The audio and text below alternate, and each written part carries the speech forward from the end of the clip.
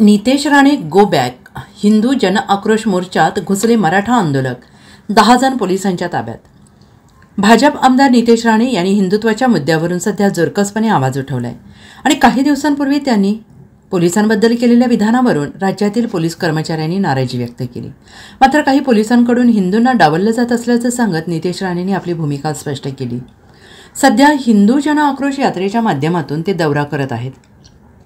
पुणे जिल्ह्यातील इंदापूर भाजप आमदार नितेश राणे यांच्या प्रमुख उपस्थितीत आज हिंदू जन आक्रोश मोर्चाचं आयोजन करण्यात आलं होतं. मात्र या यात्रेला विरोध करत मराठा आंदोलकांनी घोषणाबाजी केली.